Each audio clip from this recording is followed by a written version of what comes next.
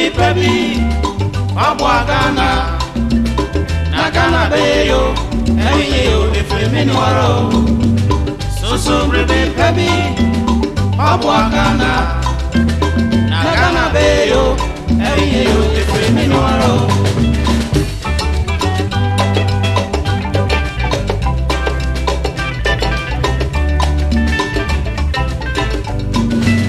Mi mangana Adeshe mama mama mumini swe Mama ye febi akuye ni odo Efansumi ye meni Na omeni ye yankasara japadea Ya nananu di abebrese jede tuho maye Inchi ya semene use Yasungane iye Anya sape da chinchiriba Beba bemu ye mfo Minia susu brebe baby Wapwagana Nagana beyo Eyo efemini waro Susu brebe pebi Wapwagana Nagana beyo Eyo efemini waro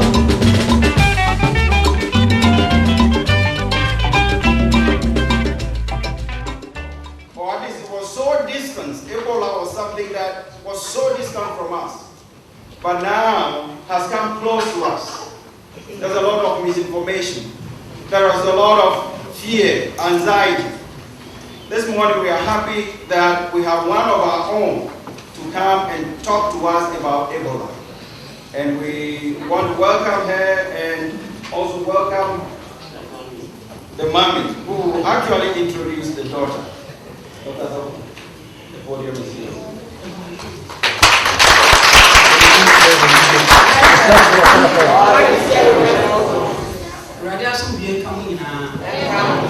So this morning we are here and we're going to hear from our own. And I think a lot of you know our daughter, Stella. I've known her combination of both. And if we have to talk about her, I think we will take all the time. But she's here to give us a talk, but I just want to introduce her. She's our daughter. She's the number whatever of our many children. But she is a very, very, very dedicated, hardworking woman. She attended Baldwin High School, went to Harvard undergrad and Harvard Medical School, got her MPH at Harvard, and did her residency at Montefiore in the Bronx. She just finished. She's now board certified in internal medicine. It's not pediatrics like mine. I would have loved it if she was a pediatrician, but then I wouldn't be thinking too hard. But she is a when we say internal medicine, we mean that the doctor who takes care of adults. I take care of children. She takes care of adults. So she really can take care of any one of us here who may be sick. Right now, she's doing her fellowship in infectious disease. And this is something that has been on her heart for a long time. She's really a passionate person. She cares for people so much. She was working on HIV when she was in medical school. And basically, she knows Ghana probably more than I do, because she traveled the whole country from Cape Coast to Tamale. She went into any district headquarters to collect information on HIV/AIDS. And she wrote a paper, a very big paper on that. So she is a very known person in infectious disease, and it's something that she loves to do, and right now she's doing it. And then Ebola reared its head, and so we just felt that since she's in the right place, maybe she can tell us a little bit about that, so that we can calm our fears, because a lot of us are just going by whatever we hear in the news, that most of them are not true. I mean, the hypes that are going on is just incredible. Today she's here to give us a brief thing about Ebola, and then answer the questions that any of us may have, or any fears, or anything that we may have. So please put your hands together. Amma, Safo.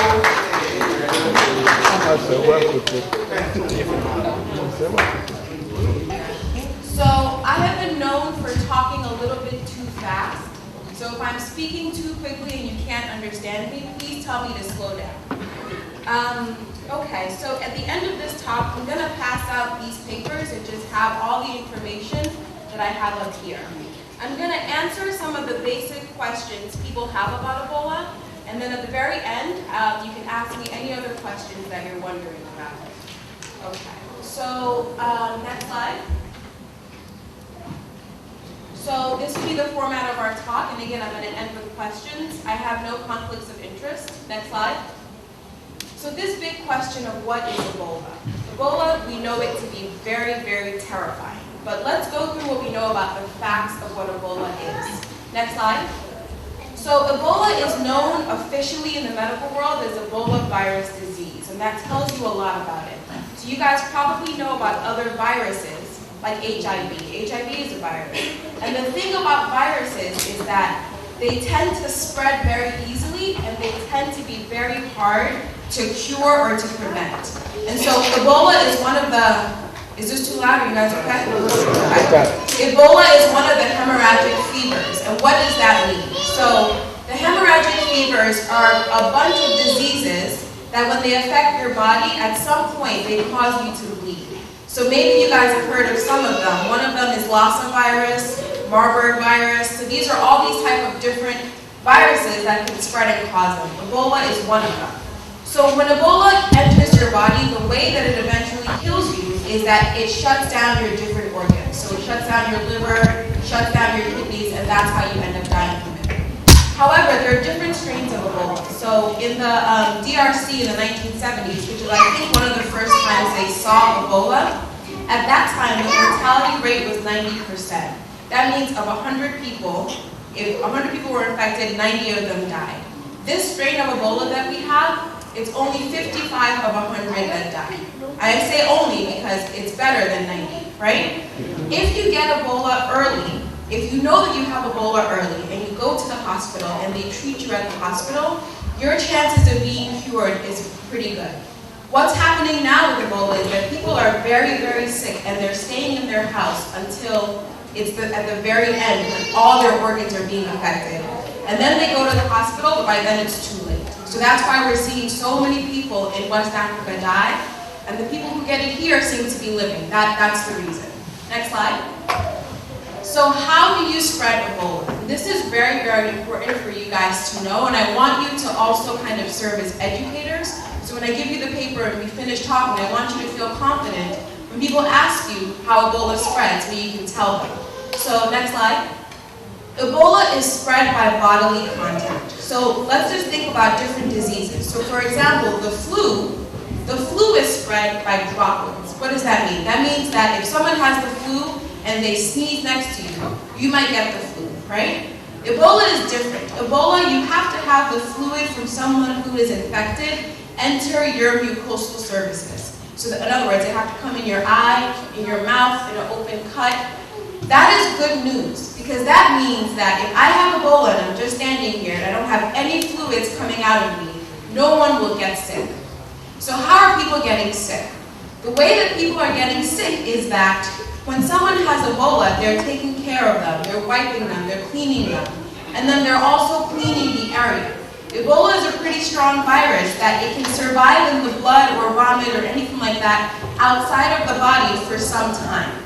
So when someone has Ebola and they're sick, you're supposed to clean the entire house with bleach because that would be a way to kill it. And so what's happening now in Liberia is some of the burial practices, like for instance, people sometimes wash the bodies and then they use that water to wash their face because that's part of how they bury and respect their dead. That is one of the things that is spreading Ebola so much over there. So again, it's only by bodily contact with infected fluids. If someone looks like they have Ebola, but they haven't touched you, you haven't gone close to them, you will not get Ebola. Next slide. So what are the signs of Ebola? Next slide. So the first things that we get, and this is why everyone's talking in the news about the CDC monitoring people for fever. The first thing you should really see is fever. Over time, you're going to feel tired. You may or may not have a rash. As it progresses, you'll get muscle aches.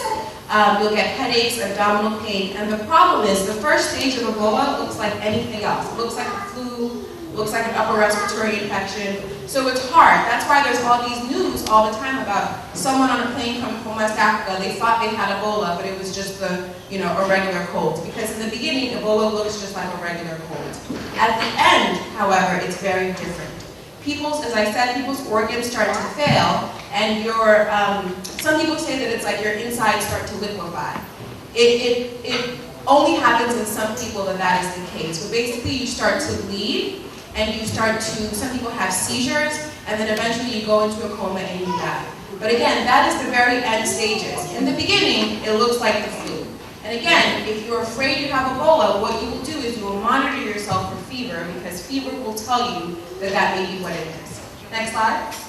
So how does one avoid transmission? So I don't know if you guys can see, but on the bottom, that's a bat. And in the past, Ebola used to only happen in East Africa, and they would tell people to avoid getting it, don't go into the caves, because they had these caves that had animals like bats or rodents that they thought maybe had Ebola, and then they would spread to people. Now we're way past that. Now people are getting Ebola by contact with other people. So next slide. The way to avoid getting it is, as I mentioned, you avoid contact with someone who has Ebola. Now if you think that you've come into contact who has it, you will usually see the signs of fever, muscle aches, all those things in about 2 to 8 days. But to be very careful, if you think someone might be infected, we put them in a quarantine for 21 days. If after 21 days you are fine, you don't have Ebola, you don't have to worry. But usually in the first 2 to 8 days, you will know whether or not you're going to be sick. And again, if you don't have symptoms, if you don't have the fever, if you're not vomiting, if you're not bleeding, then you can't spread it to anyone so far as we know. Now, I have to say that scientists are working very hard to understand all the properties of Ebola. Right now, we think that it's only spread through bodily contact. People are terrified that Ebola will be able to be spread by the air, the way the flu is, but right now, we do not think that is the case. So, unless we find out information that is different, this is what we understand right now. Next slide. So what countries are being affected by it right now? Next slide. So the worst of Ebola is affecting West Africa. The epidemic began in Guinea in March of 2014. And this is really an example of why we should care about the world. So Ebola has been here since March of 2014, and many people weren't aware, and the US kind of didn't really pay attention to it very much. It wasn't until it spread to Sierra Leone, Liberia, and Nigeria, and we started to see the numbers go from a few hundred deaths to a few thousand to now almost 10,000, that now we're trying to contain it. And the thing with infections is that they don't care who you are, where you are, whatever. They just continue to spread. And so this was a real lesson for us that if we had kind of focused on it back in March of 2014, we may not have had this type of epidemic that we have now. The Western countries that have had it include Britain, Spain, and the United States. The US currently has only had, I believe, they've treated 2 patients who were infected in West Africa, and here they've had 4 people who have been infected. And people are afraid that we have an epidemic. We do not have an epidemic of Ebola. An epidemic of Ebola means that if you walk outside your house and you go outside and you're walking to the subway, you could meet someone who has Ebola who could infect you, and then when you go home, you infect your people. When they go to school, they infect their people. That is not happening right now. So everyone who is so terrified that Ebola is in the US and it's going to kill us all, that is not the case. The people who should be scared of Ebola in the United States are doctors and nurses and people who work in the hospitals. Because we think that when Ebola comes from West Africa, people will come to the hospitals, the people who are sick will go to the hospital, and it's the healthcare workers who are taking care of them who don't know that they have Ebola that will maybe be exposed in the beginning. Once we know you have Ebola, we put you in a room and we quarantine you, like these 2 nurses. They're in very high security places. There's no way we can spread it to anyone else. So I say this because the fear right now is really causing people to be irrational. And just by everyone here being from West Africa, I'm sure people have said things to you like, oh, Ebola, you do have Ebola, and it's silly because that is just not the case. If you have family that is visiting you from West Africa, you shouldn't be afraid per se that they're coming with anything, and I'll tell you why in a couple of slides. But so right now the Liberian outbreak is the worst outbreak of Ebola. So what measures are being taken to contain Ebola in the US? And this is important for everyone here. So next slide. When people are leaving any of the countries that are affected by Ebola, they have to fill out a questionnaire. And I believe that now their temperature is also being taken. When they get here to the US Border Patrol, it's amazing that they can pass Border Patrol because now they check your temperature, you fill out a questionnaire. If there's any question that you've been exposed, you're quarantined until they can figure out that you're not. On the plane, if someone looks sick and they're coming from this area, they will stop the plane and they will bring people onto the plane and they will take you off the plane. Once you have been infected and you go to a hospital, now the CDC won't even let you stay at the hospital. They will send their own team of specially trained doctors to come for that person and to probably take them back to the NIH or the CDC where they'll be cared for. So, partly, all of this extra is because the CDC didn't do a very good job of seeming like they were in control in the beginning. So now the response is very specific. If anyone really does test positive for Ebola, they will be removed and treated somewhere else. Also, hospital personnel are being trained. So in New York City, where we have a lot of people who come from all over the world, all of us who work in hospitals are being trained about how to take care of patients. So one of the first things we ask anyone who has a fever is, did you go to West Africa? And then everything goes from there. We're also being trained how to put on those suits, the special hazmat suits, so that if we do think someone might be infected, we're able to protect ourselves as well. So I want you guys to feel like there's a lot of work that's being done to make everyone safe and to try to protect everyone themselves as well as to protect the public. Next slide. So what is the impact of Ebola on West Africa? And I think that this is something that I'm sure many people here care about. So personally, I am very impressed and happy that Ebola has not yet gotten to Ghana. One of the things that is the most concerning is that the way that West Africa is set up, you have trade routes and truck routes that go all across the coast of West Africa, going from Abidjan all the way to Lagos, right? And so if you have that kind of migration, you would think that over time it would spread. That is part of the reason why all of us should be very, very involved in trying to contain Ebola where it is now. Because, sadly, it seems like it may be just a matter of time before it gets to some of these other countries. Next slide. And the countries that it is in now are really suffering. So there are already few healthcare workers in Liberia, and Ebola has killed many nurses and many doctors. It takes a very long time to train these doctors, and so you can't afford to have them die from a disease. It's creating a whole new generation of orphans. Many people who've had their entire families killed by Ebola, if they're the only ones who survived it, they have no one else left that can help them. It's destroying people's trust in hospitals. So people in Liberia are now terrified to go to the hospital because they're afraid that they'll go and get Ebola there. What does that mean? That means that even when Ebola is over, when women are pregnant and they have to go deliver babies, they'd rather take their chances delivering babies in their house than they would in the hospital. So you're going to see higher rates of people dying from simple things like pneumonia, from childbirth. And so the effect of Ebola is now, but it's also going to be in the future.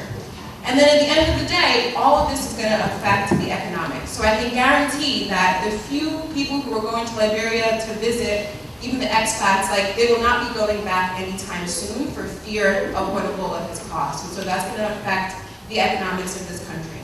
Next slide. So what does that mean? That means that I think as a West African community, we have to really think about ways that we can help. Next slide. So those who are able to work who have medical expertise, there's a real call right now from different organizations to please come to Liberia, Sierra Leone and offer your services to work. Because as I mentioned, though, they don't have enough healthcare workers. The healthcare workers are dying. And then for those of us who can't go, there are ways to donate money. And so I know that everyone is always asking for money. You know, there's money requests from everywhere. But these two organizations in particular, I know quite a bit about, and they do very, very good work. So Partners in Health is one organization that when they go to the country, they don't just bring their own things. They try to work with people in that country to really set up a good infrastructure, meaning that even when they leave, that there are still things that are in place so people can still benefit. So that's personally my organization that I think that is doing the best work. So every week when I feel guilty about the fact that I'm not working in West Africa, who I dying of Ebola. I donate money to Partners of Health, and I think, I hope that it can help their efforts so that they can continue to do the work that they do. And I would encourage you guys to just consider donating money, because at the very least, that is something that we can do to be able to help. In addition, I would say, if you can educate people, when people say stupid things about Ebola, if you can tell them, no, actually this is the case, or no, this is what I believe, I think that it will really help to change the environment around it. Next slide. And if you want more information, because all of this stuff is changing all the time, I know people are a little bit angry at the Centers for Disease Control and Prevention, the CDC, because they didn't seem to handle it very well in the beginning, but it is a very, very good public health body. If you go to that website, and I'll give it to you in the paper, basically you will be able to get all of the updates. Where are the infected people? You know, how many people are infected in West Africa? All the information that you would need. Next slide. So I just wanted to take a little bit of time to talk about some of the myths that people have about Ebola, just so you've heard it and we've talked through why this is not the case. So Ebola is airborne. As I said to you, that's just not true. We don't think that that is what it is now. I cannot say that in a few weeks that may not change, because maybe we found something new, but I highly doubt that Ebola will be spread by air. If Ebola is spread by air, basically it will be terrible for all of us, so let us hope that that will not happen. Ebola can be spread by casual contact. Same thing, you have to be very close to someone who has a lot of particles coming out of their body, and it has to get inside your body. Next slide. So bringing patients infected with Ebola to the United States puts the public at risk. That is not true. When they bring these people back, they bring them to special facilities, and in fact, if you bring someone, sometimes they say that if you know who has Ebola, you're actually the safest around them, because you can dress the way you need to dress, you can do all the things you need to do. It's people who you don't know who they're infected that you have to be worried about. So right now, when people say, oh, why are we bringing all these sick people to the US, it will not affect any of us. Even if you're cured of Ebola, you can still transmit the virus. That's not true. Once you have cleared Ebola, if you're lucky enough to live, you no longer have the virus in your body, and so you can't spread it to anyone else. Next slide. Stopping flights from Africa will contain the Ebola outbreak in the US. And that is a very controversial one. A lot of politicians, especially Republicans, are asking for us to close the borders to Africa. In my opinion, I think that many people already have a fear of strangers, xenophobia. They're afraid of what they don't know. And so Ebola is just an excuse to be able to say, oh, those black people over there, we don't want them in our country anyway, so let's just close the borders. That's why it's so important to not let fear get people. Because when people are scared, even nice people who would normally not be racist or say crazy things will agree that we should close the borders. As I mentioned to you, the problem in West Africa is that there's so many countries that if you close the borders for certain countries, and someone who has money has Ebola, they will just go to another country and they'll fly from there. And so then what will happen is, over time, we'll just close the borders to all these countries. So we won't be able to go back to Ghana, we won't be able to, and that is just a scary thought to have, that we won't be able to get people who want to help over to the countries where they can help. So I think it's important that we work to make sure that they don't close the borders to these countries. And then if you get Ebola, you will definitely die. No, if you get Ebola, there's a good chance you could die. But if you're lucky enough to be in this country and to come to a hospital early enough, they may be able to save you. So even if you get Ebola many times, you can still be infected. That's not true. So far, we think Ebola is like chickenpox. Once you have it once, you have immunity and you won't get it again. So this is a very upsetting one, which is that people believe that there's a cure for Ebola and that only Americans have it. And part of the reason why people believe this is because those two healthcare workers, the doctor and the nurse that came back, they were cured of it right away, while all those people in West Africa have been dying. And so, as I mentioned, part of the reason why they did well is because when they got sick, they knew they were sick and they were able to get help right away. They did get exposed to a new drug called ZMapp, but the problem with this drug is that there's very little of it and we don't know if it works. So sometimes if you're sick, you'll get better on your own anyway. So if I give you a drug, it might look like the drug helped you, but maybe you would have been well anyway. So yes, we have some drugs for Ebola, but none of them have been tested. And so we're having a really hard time because the world thinks that we're holding on to these drugs just for our people, but these drugs may actually do more good than harm. So if anyone tells you there's a cure for Ebola, there is not a cure for Ebola. There's just many drugs that we're trying to see if they work. So those are the main things. Next slide. Those are the main things that I wanted to tell you guys about, and I'm happy to answer any questions that anyone has. Yes? Thank you very much for the presentation. I have a problem. If you look at the map of West Africa, how Ebola travel from one end and jump Ghana, Nigeria. I'm so glad to jump Ghana. Is that the case? Can you think of any reason why it affected all those countries and yeah, so the question is, how is it possible that we were able to, Ebola went to these different places and didn't affect Ghana? So the way that Ebola got to Nigeria is a perfect example of, I think, what the US is afraid of, which is someone who was a little bit sick was able to get on a plane and go to a different country, went from Liberia straight to Nigeria.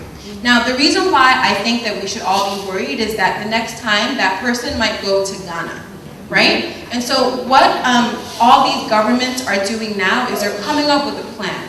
Because as I mentioned, Ebola is not spread so easily that if I know that one person is infected and I can protect everyone around them, and if, let's say, maybe they got to the country, let's say maybe I have Ebola and I came to this country and I came to church, right? And maybe I exposed all of you guys.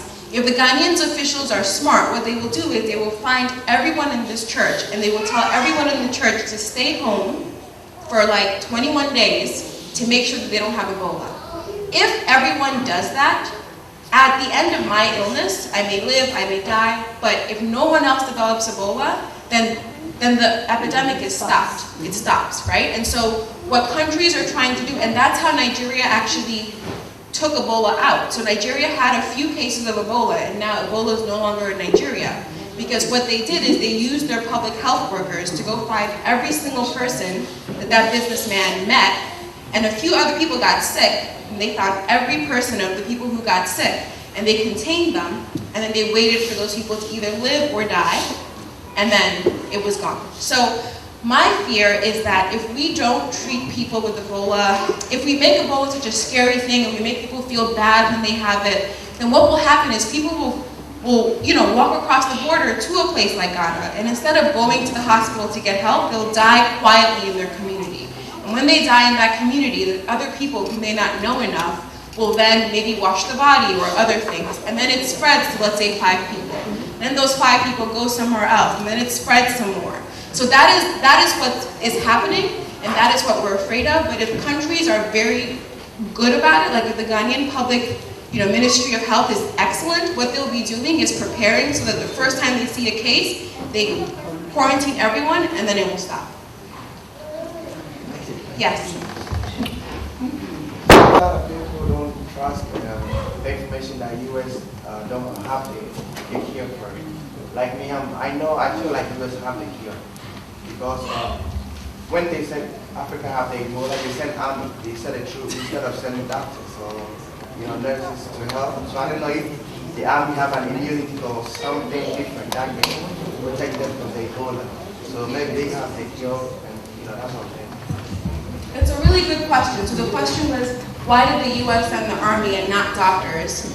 Maybe they have a cure, so if these people get sick, they'll be able to take care of them. So there's 2 things about that. One is that I think that it does make sense not to trust the government. The government has given us many reasons over time, weapons of mass destruction, all this stuff, to not trust them. So I understand where you're coming from. However, with infectious diseases, because infectious diseases don't discriminate, because for the most part, that's part of the reason, for example, why terrorists don't use infectious diseases so much in their bioterrorism, because once they release the disease, they can't control it. So if everyone around them is getting sick, they can also get sick. If you believe that that is the case, then it wouldn't make any sense for the US to allow the epidemic to continue there.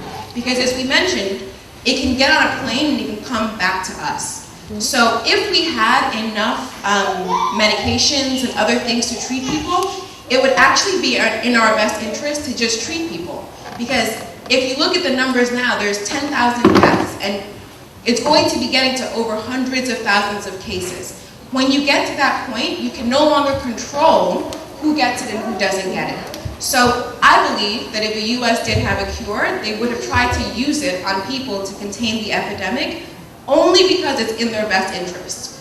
And if we're afraid, you should think about Europe, where more people travel to Europe from these countries. So Europe would have definitely tried to use it as well. So, but your question is a good one. Why did they send the army? So part of the reason why they sent the army is because there is so much fear and anger in Liberia right now that people are being infected and bodies are left in the streets, and people are being forcibly quarantined, and people can't buy food. It's just a very bad situation. And if you remember, Liberia recently had a civil war. So when you have a country where there's a disease that's causing a lot of social havoc, what we are afraid of is that we will get we'll get more kind of unrest and maybe another civil war. And if you have a civil war and you have an epidemic like this, people will just die. Because you won't be able to get doctors to come and help, you won't be able to get medicines, you won't be able to get water, so on and so forth. So what the US is trying to do, which makes a lot of sense, is they're just trying to keep the civil order so that the few doctors who are there and the organizations like Doctors Without Borders, Partners in Health, the organizations that are trying to work there will be able to do the work they need to do. I agree with you, they should send doctors, but part of the problem is that no doctors really want to volunteer to go work there, right? Like, who wants to leave their family and go, and maybe get Ebola and die? So, but the military is different, because if you're in the military, you can be mandated to go. Now, when the military gets there, they don't do any patient care. What they do is they stand outside the hospitals and they prevent people from doing things like looting or, just throwing the bodies on the street. Like, they're able to kind of instill some social order. Does that make sense? Yes, go ahead. About the temperature range, that give one indication. So the question was about the temperature range for infection. And sorry. The second question. Yeah. The second one is kind of political. It's on the internet. I'm sorry I don't have the number now, but I'll have it next week for the church. They are saying that America has something about Monkey Town in Liberia. I'm sorry? Monkey Town. I want to know if the CDC is aware that that's on the internet. What is it? I don't know. Monkey Town. What is Monkey Town? In Liberia, America Monkey Island. America took some monkeys that were experimented on here and created that island in Liberia. Okay. In Sierra Leone, they also have a lab that they were researching Ebola and other infectious diseases. Okay. I want to know if the CDC have that information. Okay. So the first question is how high did everyone hear the second question? So the first question had the temperature. So the temperature, so before you worry about the temperature, you should first worry if you've been exposed to someone who has Ebola. So I will say again, if you're living in the US and you have a temperature, you should probably just think that it is a cold or anything else. However, let's say you went to Africa, you were visiting your family, you were in the market, so on and so forth, and you come back and you get a temperature. Any temperature, the temperature is considered 100.4. So if your temperature gets to be about there and you're worried, you should definitely go into the hospital and just be tested just to make sure. But again, today, if you go home and you get a temperature, you shouldn't be worried that somehow you've been exposed. Just having a temperature isn't the thing that you should worry about. And then the second question, which I think is a very good question that gets to what the other gentleman said, which is that it seems like we don't really trust, that the US wasn't part of this. So I will just say, the other cases of Ebola that we have had, so I don't know if you guys are aware, but Uganda gets a lot of cases of Ebola. And I actually worked in Uganda about a year ago, and when you walk into the clinic, there's a sign up about what to do if you see someone with Ebola. This was before this current Ebola crisis. Because Uganda is in a part of the world, and it's that whole thing about the caves, it's in a part of the world where they think that they have animals that hold Ebola, that every once in a while those animals are exposed to people, and then you get an outbreak of Ebola. But part of the reason why we never hear about Ebola in Uganda is because the government of Uganda, the public health structures there, they're ready for it. So every time a community comes down with a few cases of Ebola, they're able to go there and contain it right away. So we think that the current outbreak of Ebola came from Guinea. We're not exactly sure. It seems like it may have come from animals that got into people, and then it spread that way. The problem with trying to think of all the conspiracy theories is that I think that it adds to an environment of fear and blame, and I think that it doesn't ultimately help the people who are suffering.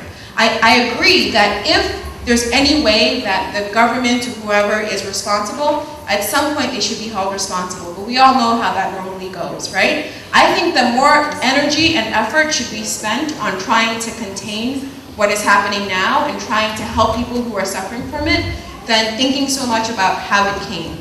And then the last part of that is that there are labs in the US that work on Ebola. In fact, I think in the 80s, if you read that book, Hot Zone, which is about Ebola, they talk about how there's a cousin of Ebola called Marburg virus, and they were experimenting on monkeys with Marburg virus, or they were examining monkeys who had this in an area right outside of Washington, D.C.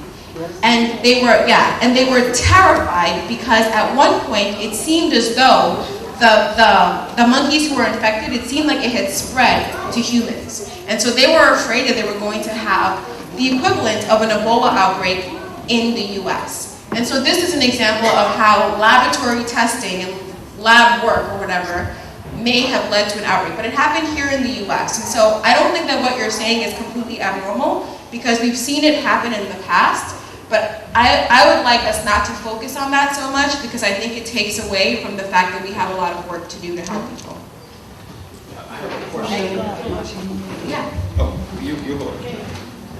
I was at a funeral yesterday, and a conversation started among some of the leaders of the community. The simple question was, should we as Ghanaians continue to do handshaking at funerals? Because when you go to a funeral, you can shake the hands of about 200 people before you come back. Are we at risk by shaking hands when we gather in places? So I think it's a very, very good question, and I think it's a question that is trying to help to avoid spreading it, because again, if you are sick, the last thing you want to do is make someone else sick. So I feel pretty confident in saying that I would not be afraid of handshaking as a way to spread Ebola. Let me tell you the only times that I would actually be afraid of Ebola. If I'm sitting on the subway in New York City and the person next to me starts to vomit, or the person next to me starts to have a nosebleed, or the person next to me starts to have a seizure and they're spitting a whole bunch of stuff up, right? As a doctor, the way that I'm trained is to help that person right away. But because of Ebola, now I would think about it for a second and maybe try to cover myself a little bit before I went to help them. You, as an ordinary citizen, should know that if you see that, if you see someone who is just in public vomiting or bleeding in a way or visibly sick, because again, we don't fully know exactly who, whatever, I would definitely stay in the area, call the police and get them help. You know, you don't want to become horrible human beings. But in that case, because Ebola is a reality, maybe I would rush to help them in the way that we would have in the past. But I would not be afraid to shake someone's hand. I would not be afraid to sit next to anyone. I would not be afraid if someone has come from West Africa. I would not be afraid to be around them. If someone has come from West Africa and says, I don't feel well and I think I have a fever, right? What I want you to tell them is, okay, let's get you to a clinic and let's just check your temperature and make sure everything is okay. And if we're not sure, maybe we'll keep you inside for a couple of days just to see how it goes, right? That's as much as I would do. I wouldn't let the fear, I think, prevent us at this point from changing how we act to each other. But that's why the CDC site is important, because if it starts to look like Ebola is spreading in a different way, then at that point we can talk about changing things like shaking hands.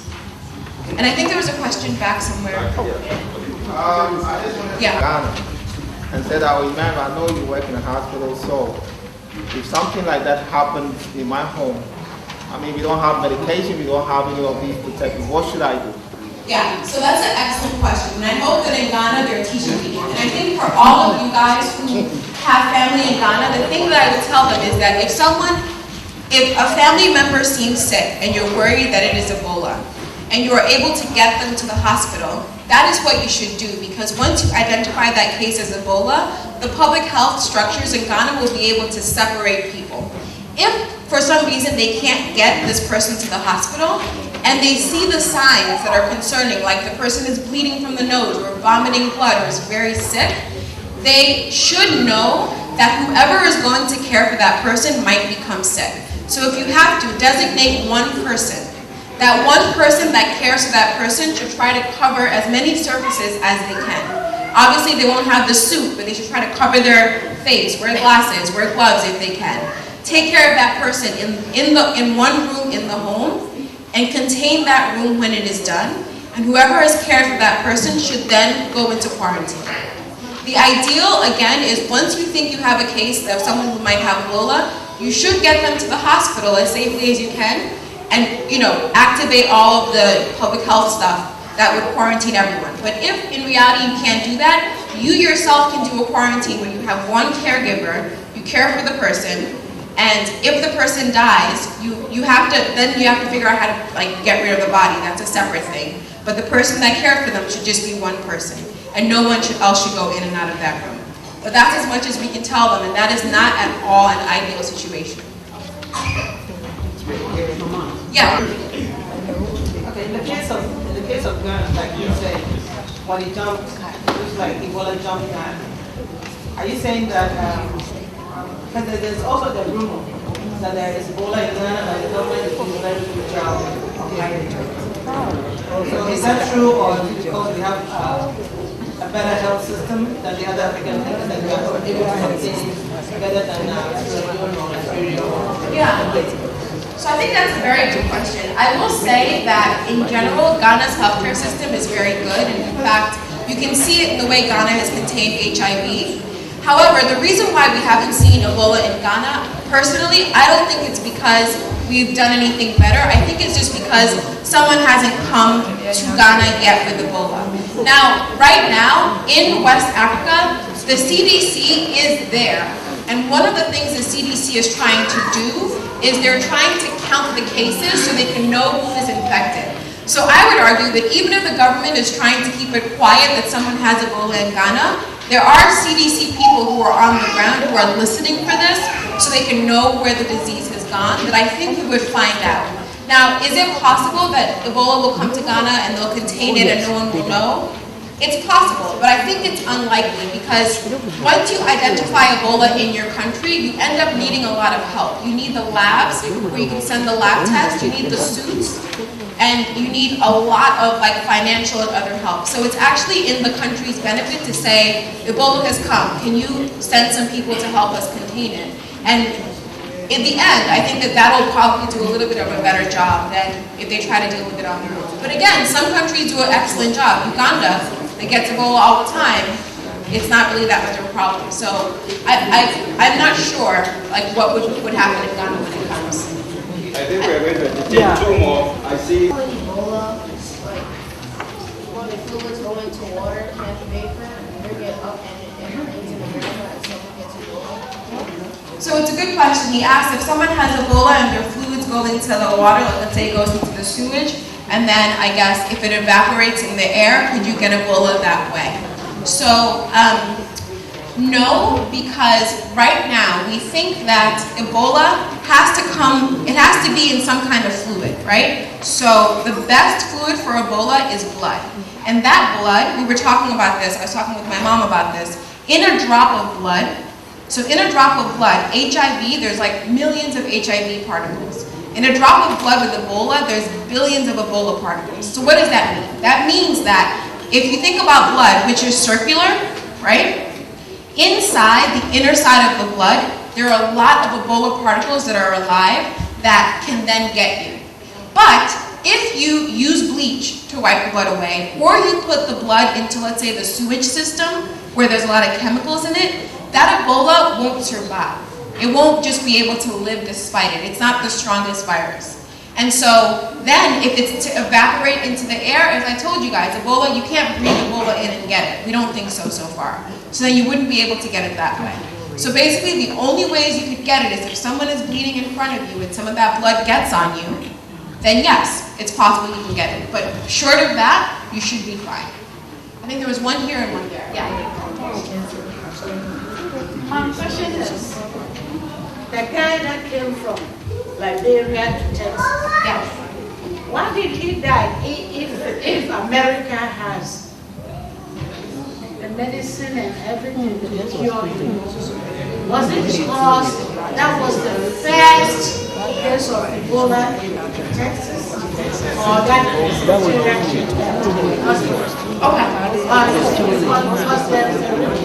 rumor that he didn't have insurance and all those? So that's a really good question. So let me just review. Do we know that there's a cure for Ebola? No. Right, there's no cure for Ebola. However, there are medicines that we are trying out to see if maybe they can help. So I want you guys to understand that that number, that 55 out of 100 people who get Ebola will die, that is the number that we got by looking at who dies in Liberia. Now, if you think about it, I can imagine that people in Liberia, maybe they have malnutrition, maybe some of them don't have the best access to healthcare, right? And so if you get Ebola and you have some other way of being sick, for example, if you have diabetes, or if you have other kind of medical illnesses, or if you're a pregnant woman, or if you're an older person, it's more likely that you will die of Ebola. In addition, if you get Ebola and you go to the hospital at the phase I was showing you guys when your organs start to fail, if you go to the hospital at that point, there's very little at that point that we think we can do for you. Because at that point, the virus has kind of taken over your body, so there isn't as much they can do. So I believe the reason why Thomas Duncan died is because when he first went to the hospital, I think like 2 or 3 days before they admitted him, he was pretty sick then, but they didn't realize it, and so they sent him home. By the time he came back, his organs were he was already going into organ failure. So they tried as best as they could. They gave him dialysis, they did a couple of different things, which they did whether or not he had insurance. They were treating him as best as they could. But again, he got to the point where it was a little bit too late. So the reason why I think that Americans shouldn't be afraid of Ebola so much is that if you get Ebola and you go to the hospital, like that nurse, Nina Pham, they will do as much as they can for you early on, and your chances are better. Does that mean you will definitely live? No. But your chances of dying from Ebola here are much, much better. Because if you think about it, people in Africa right now are dying from things like a lack of fluids, right? Ebola dehydrates them so much that they die from dehydration.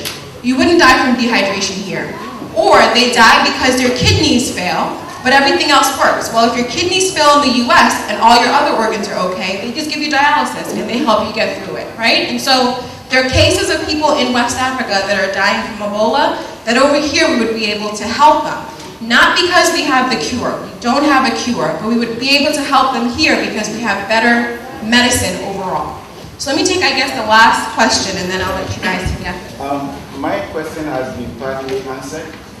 I was listening to the news and they said it will cost the US government $36 billion to get a cure for Ebola. So what they have now is experimental. They really don't know which is the best medicine to cure. So it is being rumored that the 2 white people who were cured, they used a different medication on them, and then they were experimenting with Duncan on a different medication. So it's kind of discrimination. So So they are, I think that's a very good question. What medicines are available for Ebola? The 2 medicines that those healthcare physicians got were Z-Map, and the company that makes it only had a few doses. They gave 2 to those people and 1 to the priest in Spain. The priest in Spain died, and these 2 survived.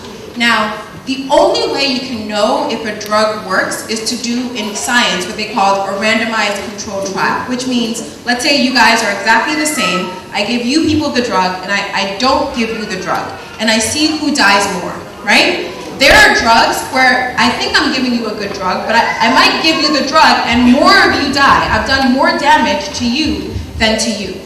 Or the drug might help you and you guys will all live and you guys will all die without the drug, and then I'll know. So those tests haven't been done. All we have are examples of these 2 doctors and this priest. So we can make no conclusions right now about that drug. We might have given this guy ZMapp and he might still have died. There are a couple of other things that are available, like they take the blood of people who had Ebola and they see if they can take the antibodies and give it to people to prevent them from being very sick. Sometimes it works, sometimes it doesn't. So the reason why it will be so expensive, I think, to figure this out is because first you have to pay the pharmaceutical companies to make them want to create these drugs. And then when you get them, you have to produce them as quickly as you can, and all of this takes money and time. When you finish that, you have to go to these countries and decide who should get these drugs and who shouldn't get these drugs. That'll be very, very difficult. And people are saying already that if you don't give these drugs to everyone, then you're discriminating. But I want you guys to remember, we don't know if these drugs work. We think they work, it's all we have, but they may not work and they may do harm. So at some point we do have to answer the question of how good are the drugs. In the meantime, I think of the reason those 2 healthcare workers live is because they realized they were sick early on and they came to get help. Again, I think Thomas Duncan was very unlucky because coming from Liberia and whatever, like people didn't realize what he had and how sick he was until it was too late. So I'm going to wrap up, but I just want to leave you guys with the final thoughts to not be very scared of Ebola. It is scary, but at this point we shouldn't be terrified that it's going to pop up and infect all of us. Secondly, to please consider if you are able to make a donation to those organizations that are doing work. And thirdly, to feel like you can advocate and tell people about Ebola. Tell them what you know to try to get rid of some of the fear. Because if we allow people to get scared, they will close the borders and they will start to discriminate against any one of us who looks like we're from West Africa. So thank you guys very much for your time.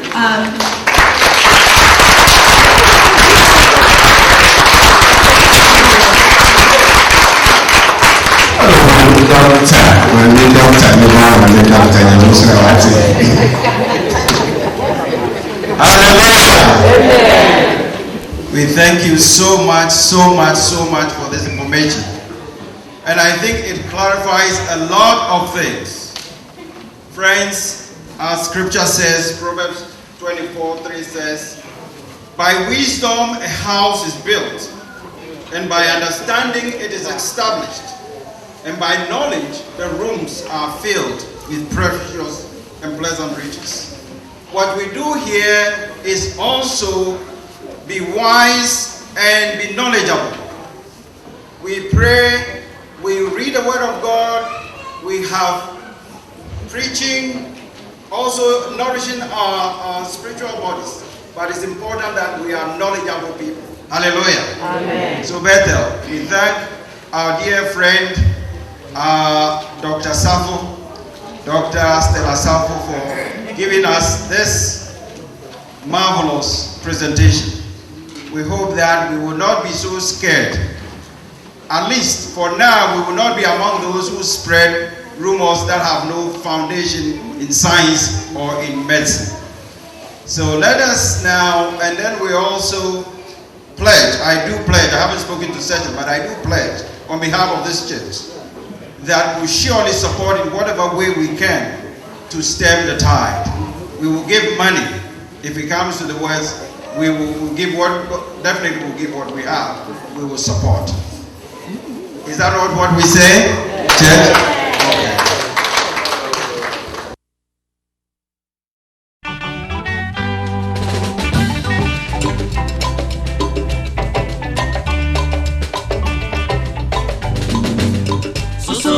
Baby, Abwa Ghana, Nagana Bayo, Hey, efiri mi nuaro.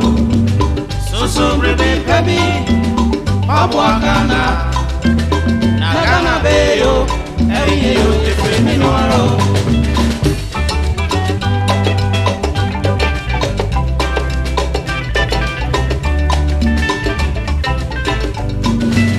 Mi mangana, adeshe mama, mama mumini swe. Mama ye febi akuye ni odo, efansumi ye meni. Na omeni ye yankasara japadea. Yana nanu di abebre sege de to maye. Inchi asemena use, yesum gane iye. Anya sabe da chinchiriba, beba bebu yenfo. Minia, susu breve baby. Pabwa Ghana, na Ghana be yo, erinye yo efiri mi nuaro. Susu brebe pebi, Pabwa Ghana, na Ghana be yo, erinye yo efiri mi nuaro.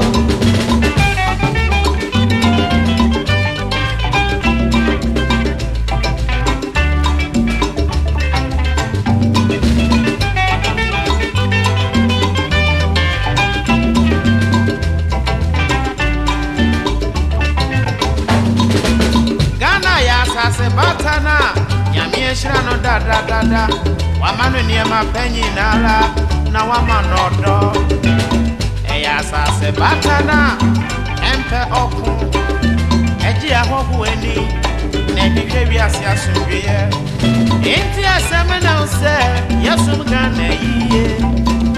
Anya sape, Dachin Chiriba, Beba Bebu Yemfo. Minia, Susu Brebe Pebi. Pabwa Ghana, na Ghana be yo, erinye yo efiri mi nuaro. Susu brebe pebi, Pabwa Ghana.